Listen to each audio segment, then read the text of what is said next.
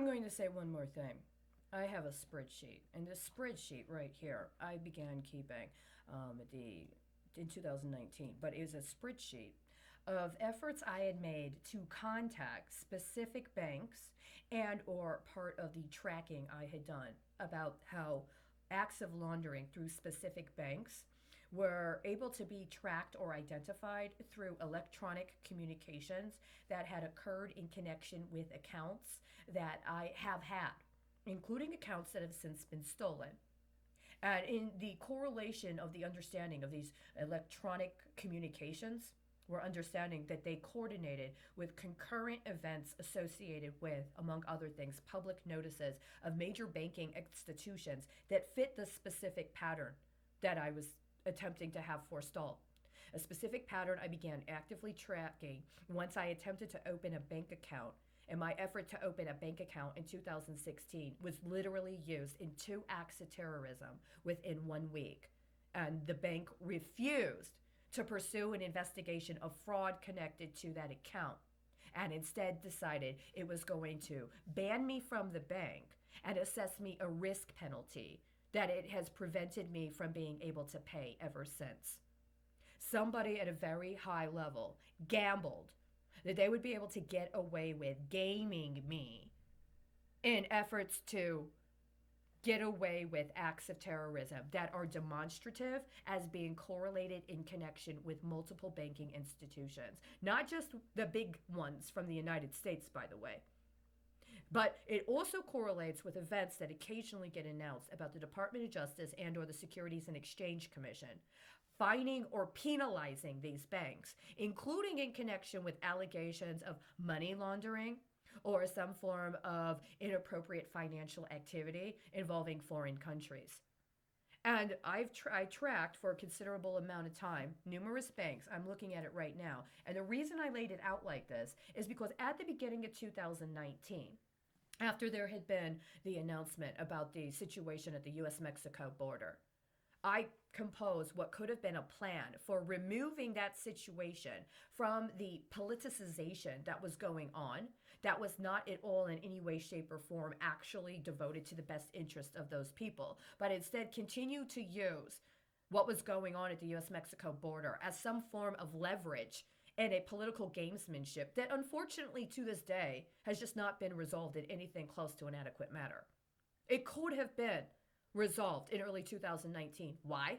Because actions could have been taken to have correlated a form of mobilization that could have been replicated, but hopefully if it had to be replicated after the initial onset, would only have to be engaged once or twice to allow for a mass disaggregation from the US-Mexico border and to remove it from the sphere of political volleying to provide a temporary transitional period for that first group of people that had been disaggregated and been allowed to be availed of certain advantages, while there were preparations made for enabling as many people as possible, hopefully an overwhelming majority, to return to their countries of origin once there had been an appropriate intervention.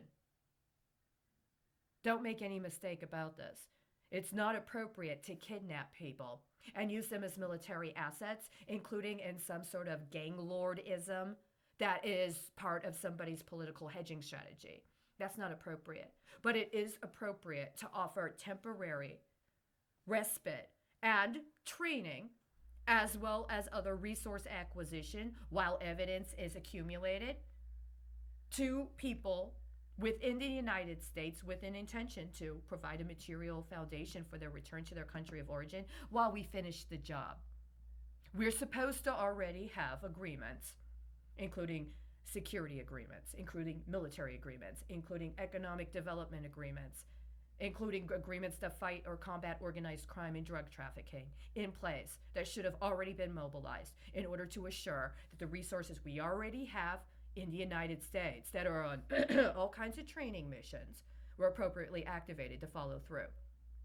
And this could already have been done. And it could have been financed, if necessary, through appropriate recoveries of defrauded assets that had been laundered through alleged private banking institutions, including ones where the American government used to be the majority shareholder.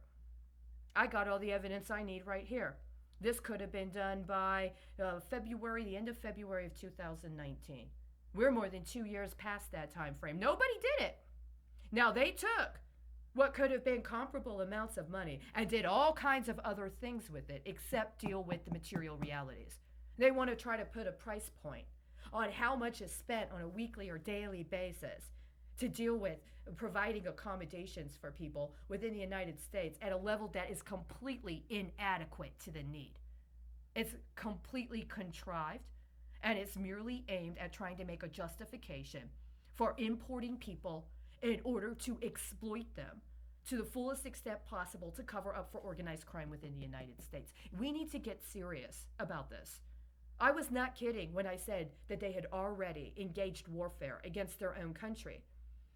The manner we need to address this situation is one of a very sober and realistic perspective.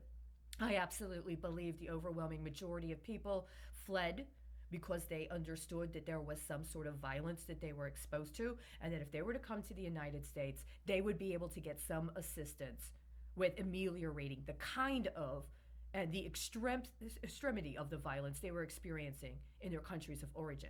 But what and how they expected for that to be accomplished is another question that has a variety of answers. That variety of answers needs to be taken out of the realm of politicization and all of these attempts to allow for these media reportings that provide public notices as derivative expressions of economic activity that's going on, and the speculation that is on another level going on with the future of these people's lives. Do they really want to invest in trying to find means by which to address crises regarding immigration? Then they should be already devoting a specific and sizable amount of their money and their assets within their organization to applying appropriate internal controls to crack down on organized crime internally and make available actual material resources needed to follow through on these plans and these possibilities. They already know what it is. And these specific institutions also already know what it is. And so all that needs to be done is for these opportunists in the political sphere to be disengaged. Now, I say this, and I do this now in April of 2021, while I'm actually able to live inside and have a room with access to the internet when I want it, without having anybody else to talk to except one person, which has been the consistent process for about the last 2 years since I've been able to be inside.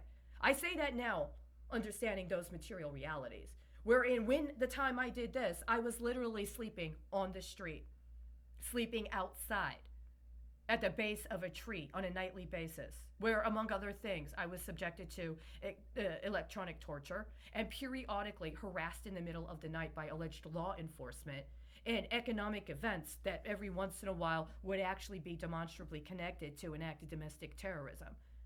Unfortunately, in February of 2019, this was not moved on in that manner, but it could have been. What I just said needs to be moved on. It absolutely 100% can be moved on in that regard. Do you need me to find the specific codes and write the specific warrant? Well, I've already written 2 motions that are pending right now.